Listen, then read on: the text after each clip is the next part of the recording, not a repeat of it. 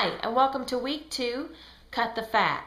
Just to recap from last week, the first thing that I asked you to do was to understand that 3,500 calories equals 1 pound. The second thing that we looked at was your BMR, basal metabolic rate, how many calories you need per day to maintain yourself just the way you are.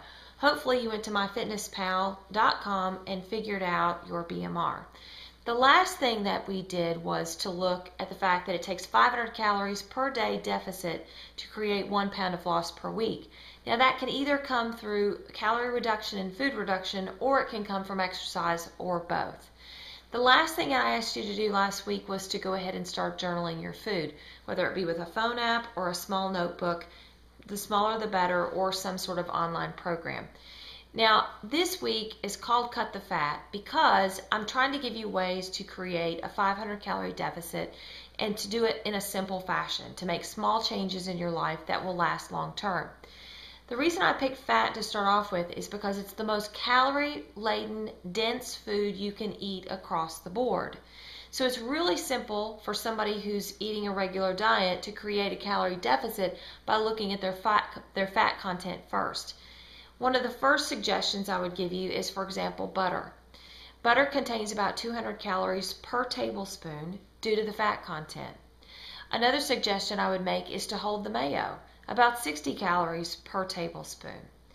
Another suggestion, we all love peanut butter. It's a great source of protein. However, it contains about 200 calories per 2 tablespoons because of the amount of fat. Peanut butter is meant to be eaten in small portions, kind of like the size of a golf ball. Now, one of the other suggestions I had for you was to pick baked items over fried items. And to give you an example, if you were to get a 5-ounce grilled chicken breast, it would run you about 200 calories.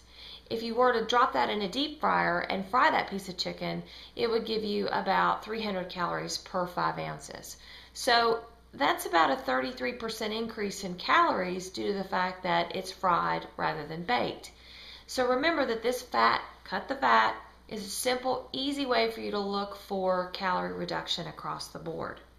Now, the first thing that I want you to do for this week is to continue journaling. The second thing I want you to do is to take your worksheet and write down at least 3 to 5 areas that you think that you can cut the fat. It doesn't have to be anything astronomical, but it'll go a long way in helping you to create the calorie reduction you need to lose weight. Now, good luck for week 2. Cut the fat. Have a great week. Bye-bye.